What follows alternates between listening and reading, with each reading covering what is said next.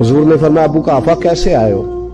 कहा आज तो हद हो गई है, मुझे अबू बकर ने थप्पड़ मारा है। सहाबा कहते हैं जितने लोग खड़े थे सब कहने लगे ये हो नहीं सकता, अबू बकर ये कर नहीं सकते।